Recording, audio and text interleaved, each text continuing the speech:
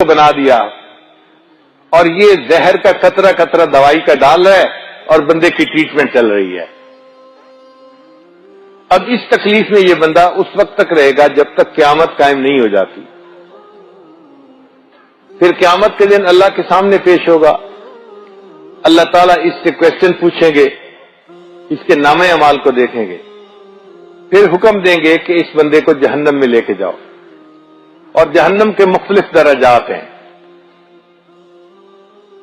سب سے نیچے کا جو درجہ ہوگا اس میں منافق ہوں گے۔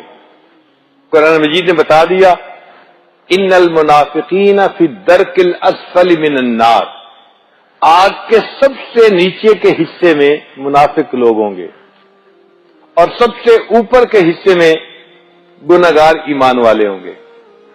ایک دستور ہے، آپ نے سٹور میں کوئی چیز رکھنی ہو تو جس چیز کی بار بار ضرورت پڑتی ہے نا، اس کو دروازے کے قریب رکھتے ہیں، اور جس چیز میں لمبا عرصہ رہنا ہے اس کو دور کونے کے اندر جا کے ڈال دیتے ہیں۔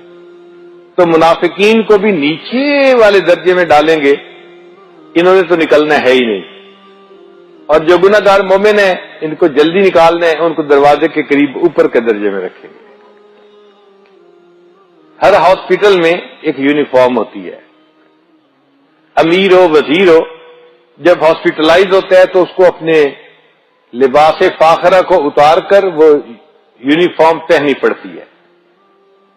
قیامت کے دن اللہ تعالیٰ جہنمیوں کو یونیفارم پہنائیں گے، سرابیلہم من قطران، گندک کا بنا ہوا لباس ہوگا، اس لیے کہ جو سلفر کا لباس ہوتا ہے، سلفر آگ کو جلدی پکڑتی ہے، اور جو چیز آگ کو جلدی پکڑے وہ جسم کو زیادہ جلاتی ہے۔ عورتوں کے کپڑے عام طور پر آگ جلدی پکڑتے ہیں، جب ان کو آگ لگتی ہے تو ان کے جسم پہ برننگ سکن کی زیادہ ہوتی ہے۔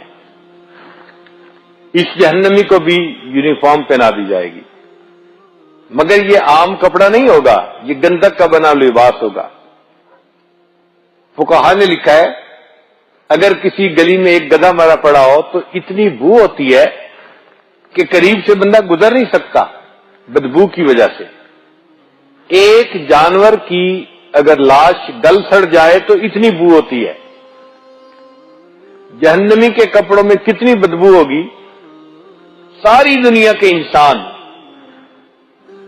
شروع سے لے کے آخر تک، حیوان، چرند، پرند، خشکی کے مخلوق، تری کی مخلوق، ساری مخلوق ایک جگہ جمع ہو جائے اور سب مر جائیں اور سب کی باڈی جو ہے وہ